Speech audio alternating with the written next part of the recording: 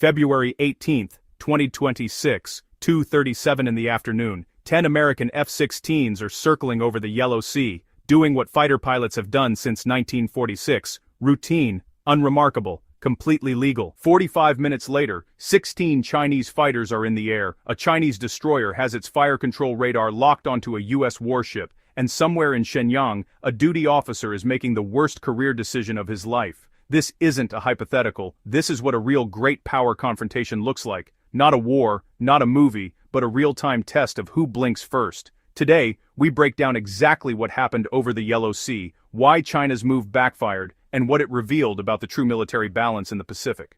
Here's the setup. The 35th Fighter Squadron, call sign Wolfpack, is out of Kunsan Air Base, South Korea, 10 F-16Cs, running a standard 4 vs 4 combat maneuver exercise. They're 93 nautical miles from the Chinese coast. They've drifted 12 miles into the aegis overlap zone, an area where international law says anyone can fly, and where commercial 747s pass twice an hour without anyone raising an alarm. But a Chinese radar operator in Shenyang counts 10 contacts where he expects 2, and instead of making a phone call, he scrambles. 2:42 p.m. The first pair of J-16 strike fighters lifts off from Anshan Air Base. 4 minutes later, 6 more are airborne. By 2:50, there are 16 Chinese fighters climbing hard across the Yellow Sea to intercept 10 Americans who are, at that exact moment, completing turn rate drills. Meanwhile, 80 miles east, an E-3G Sentry airborne radar plane has been watching the entire Chinese launch sequence since the first engine lit. The senior weapons director keys his radio. Wolfpack magic. Multiple bandits east of Dalian, climbing through Angels 20, heading to 970. Count 16, recommend you contract. The Wolfpack lead answers in about 2 seconds, the way American fighter pilots have answered for 40 years. Magic Wolfpack lead. Negative contract. We're in international airspace. Maintain current pattern. And just like that, a training exercise becomes an incident. Now, before we go further, let's talk about why this matchup was never really a matchup. The F-16C Block 50 carries the AN/APG-83 Sabre radar, active electronically scanned array. It can track a basketball-sized target at 75 nautical miles while simultaneously running ground mapping and electronic warfare. It's sharing data in real time through Link 16, a secure network connecting every American aircraft to the E-3, to offshore assets, to a Patriot battery in South Korea tracking every Chinese fighter in the air. The J-16 runs the Type 1493 radar, older architecture, lower processing throughput. Their pilots were receiving voice commands from a ground controller who was working off a delayed picture. In a beyond visual range engagement, the difference between those two systems isn't a gap. It's the difference between fighting with night vision goggles and fighting with a flashlight. But then, at 2:56 p.m., the Chinese played a card the Americans hadn't fully anticipated. The American Link 16 mesh provided resilient, real-time situational awareness, while the J-16s depended on a single, fragile ground control link. 240 miles to the south, the USS Higgins, an Arleigh Burke-class guided missile destroyer, is transiting the southern Yellow Sea. Routine. Then her AN/Spy-1D radar starts painting something unexpected. 2 Type 052D destroyers have broken from their patrol stations near Qingdao and are running at 31 knots. Behind them, a third contact, larger displacement, almost certainly a Type 055 cruiser, the kind Beijing calls a 10,000-ton Great Destroyer. The Higgins' tactical action officer runs the math. 3 Chinese surface combatants, closing at 50 knots combined. Time to YJ-18 anti-ship missile range, 18 minutes. Time the Higgins has had SM-6 solutions on all 3 Chinese ships, since the moment they cleared the breakwater that morning. Stop and think about what's happening here. In the air, China is trying to chase American jets out of international airspace. On the surface, China is trying to box in an American warship. This is a coordinated 2-axis pressure campaign, playing out simultaneously in real time.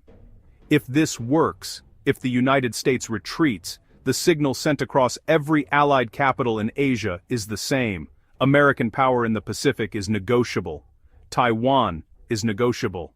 The shipping lanes that carry your semiconductors, your oil, your exports, negotiable. The Yellow Sea doesn't stay in the Yellow Sea. So why did Beijing do this? Why risk a direct military confrontation over a training flight? Because they had spent the previous year watching American carrier groups in the Caribbean, Marine expeditionary units in the Philippine Sea, stealth bombers in the Eastern Mediterranean.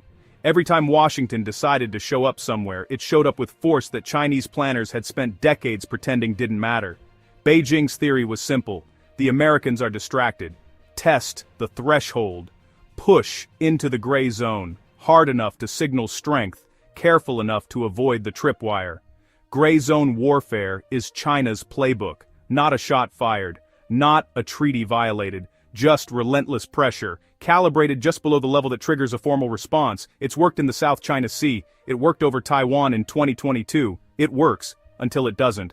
The problem with gray zone tactics is that they only work when the other side doesn't have the entire event recorded in 4K resolution from a drone they didn't know was overhead. At 3:07 p.m., the E-3 Sentry handed control of the air picture to the USS George Washington, a Nimitz-class carrier that had been sitting 200 miles east, precisely because nobody had done anything stupid enough yet to require her.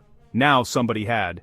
Carrier Air Wing 5 launched 4 F-35C Lightning IIs, VFA-147, the Argonauts, with a tanker chasing them west. Here's what the Chinese pilots felt when the F-35s arrived. Tone warnings, radar lock warnings, their threat receivers lit up. But their eyes saw nothing. The F-35's radar cross-section is measured in the same units used to weigh grains of sand. The J-16s were being tracked by aircraft they couldn't see, couldn't target, and couldn't run from. The Chinese formation started coming apart at 3:18, not because anyone fired, nobody fired, but the J-16 pilots were burning fuel faster than planned.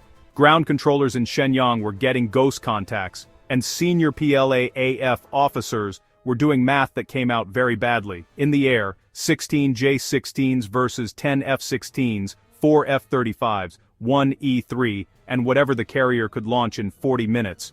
Real combat power ratio, 4-1 in America's favor. On the surface, 3 Chinese ships versus the Higgins, and every 7th Fleet asset that could vector north through the Pacific. And under the surface? The Chinese commanders didn't know what was under the surface, which is exactly how the US Navy likes it. The closest the situation came to actually going kinetic was 3:24 p.m. The lead type 052D, the Shenyang, illuminated the Higgins with fire control radar. In naval language, this is one breath away from launching missiles, the electromagnetic equivalent of pressing a loaded gun to someone's forehead. The aegis system generated firing solutions on all 3 Chinese ships in less time than it takes to blink. The captain held weapons tight. The Chinese radar held the lock for exactly 28 seconds. Then, it switched off. 7 minutes later, the entire Chinese formation was turning for home. J-16s calling bingo fuel, destroyers opening the geometry, the Type 055 falling back north. The whole confrontation, from first scramble to last contact, lasted 1 hour and 40 minutes. Not a single round fired. Here's what the after-action looks like. China scrambled 16 fighters and 3 surface combatants in a coordinated 2-axis pressure campaign. They burned fuel, flight hours, and political capital. They locked fire control radar onto a US warship, and they went home. The United States maintained its position in international airspace and international waters, deployed 5th-generation stealth aircraft the Chinese couldn't track, documented every Chinese emission, radar signature, and maneuver with surveillance assets Beijing didn't know were there, and held weapons tight the entire time. South Korea found out from the news. That's a diplomatic problem Washington will have to sort out. But the core message, delivered without a single shot fired, was this. The Chinese military spent 20 years building a force designed to push the US Navy out of the first island chain by overwhelming local sensors and saturating local defenses. What they ran into on February 18th wasn't a war. It was a Tuesday. And it cost them more than it cost us. The freedom of navigation that lets 10 American jets train over an inland sea most Americans couldn't find on a map hasn't changed since 1946. It won't change the next time a commander in Northern Theater decides that international airspace looks like an opportunity. Because that's the part of the deal China keeps trying to renegotiate. And the US military keeps reminding them, politely and without firing a shot, that it is not for renegotiation. This is Battlefield Brief. If you want the real picture on global conflict, no noise, no spin, just the strategic read, subscribe, hit the bell, and share this with someone who thinks the Pacific is stable. Dismissed.